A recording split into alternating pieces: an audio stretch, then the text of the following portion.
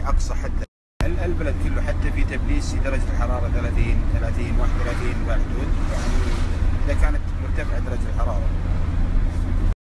حتى في اسئلة يسألوني كثير، يعني يقول تصلح للعوائل؟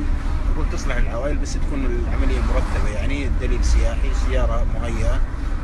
كل حال زي ما تشوفون الطريق يعني حوالي 500 كيلو كله بهالطريقة.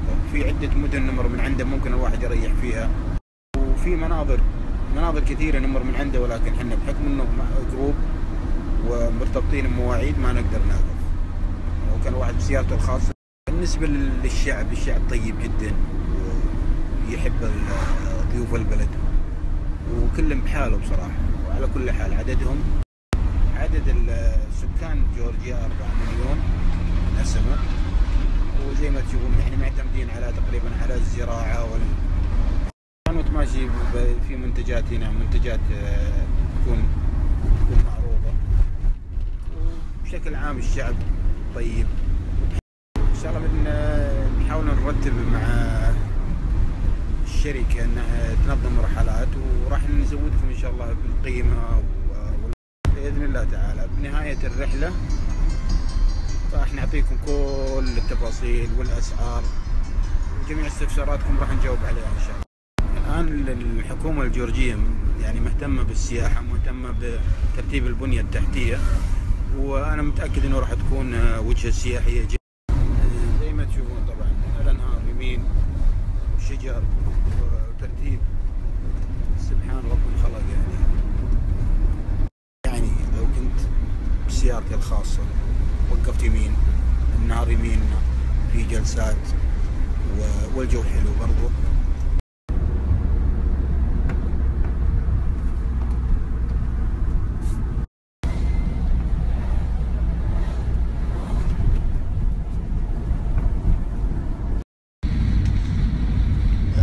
كل منطقة نمر من عندها نقول هذه أفضل وهذه أحسن.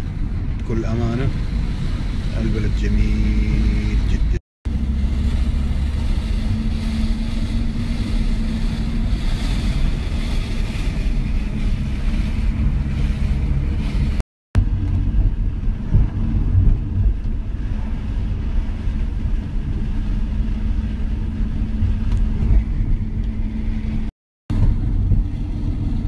هذا الثلج بدأ يقرب شوي، بنحاول انه يعني ننزل.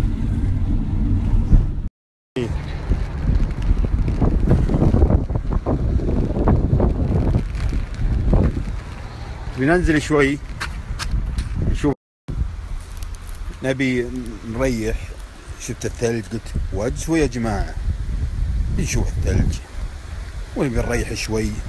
عشان كذا يعني اللي معه سيارته الخاصة يقف بأي مكان يبيه. في قرى كثير على الطريق وفي مدن ممكن الواحد يريح فيها برضو. وش جبت لنا يا عبد الوهاب؟ ثلج أصلي. أصلي؟ ما في تقليد؟ نعم أكيد أصلي. مين؟ أنا أجيب عبد الوهاب. يا هلا بعبد الوهاب. كيف حالك؟ بخير. ثلج. هذا الثلج، هذا في ثلج بارد ليش؟ وهذا أفراد الرحلة مبسوطين.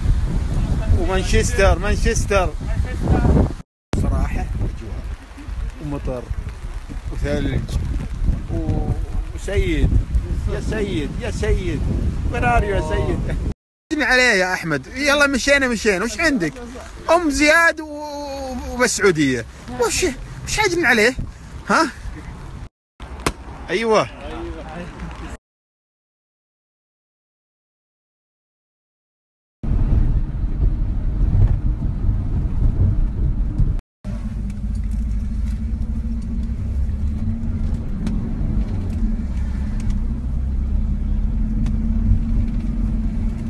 وصلنا الحمد لله. راح نسكن طبعا بالهوليدي ان. راح نشوف عاد مع بعض فندق ومستوى.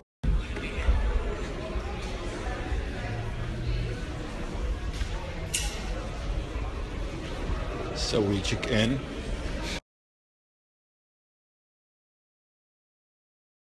ندخل الغرفة. في ستايل جديد.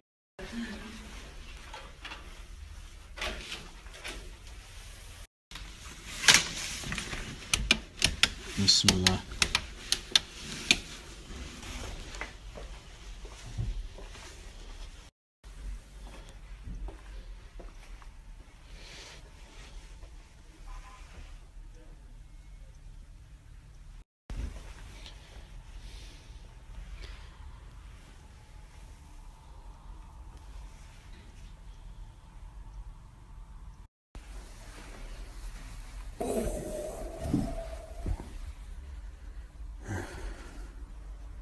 تعب بصراحة.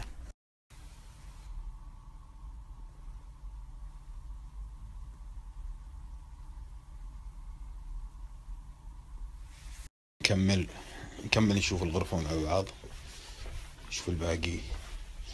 الله يكرمكم. ندخل.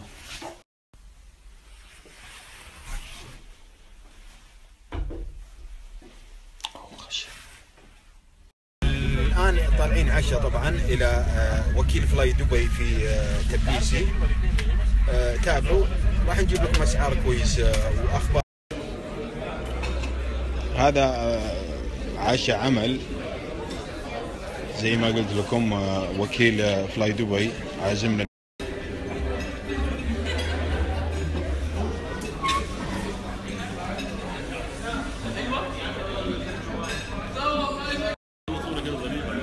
يا تحبك الأصور أنت يا أحمد، أنت إنسان مزعج. خله تسلطن بالتوثيق والشغل. أحمد، وش رأيك بتقليطهم؟ والله يا أخي ما شاء الله تقليطهم زين. زي ما قلت لكم الفلاي دبي محتفلة، وهذا الطقاقات جن.